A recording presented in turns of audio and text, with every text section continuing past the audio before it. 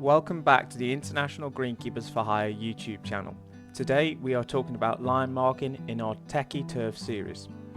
Line marking is the process of marking clear boundaries on a sports field, which are essential for guiding both players and officials.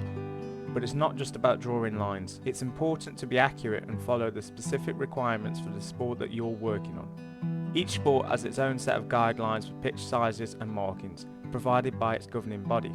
Whether you're marking out a football pitch, rugby field or any other sports ground, make sure to adhere to these guidelines. I'll leave some links to some helpful resources in the video description.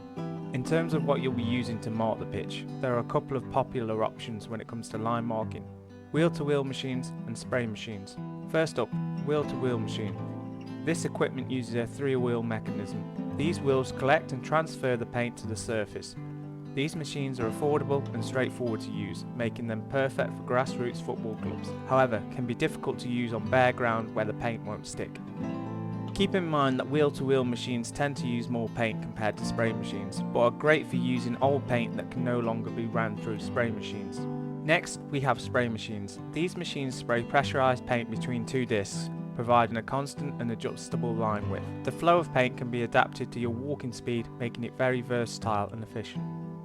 Spray machines are a great choice for professional level fields, where precision and paint efficiency are very important. Now that we've covered the equipment, let's move on to the essential techniques for squaring off the pitch accurately, using the 3-4-5 method. This method is a simple yet reliable way to ensure that your pitch has perfect right angles and a straight perimeter. Here's how you do it. Start by laying down the correct length of string for your baseline. Place your first peg, which we'll call peg A, where your corner flag will be. From peg A, measure out 3 meters along the goal line to peg B. Connect the string between peg A and peg B. Now measure 4 meters from peg A along the length of the pitch and place peg C, connecting the string between peg A and peg C. Here's where the 3-4-5 method comes into play. Measure the diagonal distance between peg B and peg C. If your measurement is exactly 5 meters, you've got the perfect right angle. Extend the line from peg A to peg C along the full length of the pitch. The size of the pitch may vary, but the method remains the same. Repeat these steps at each corner of your pitch until you find 4 perfect right angles and for a straight perimeter.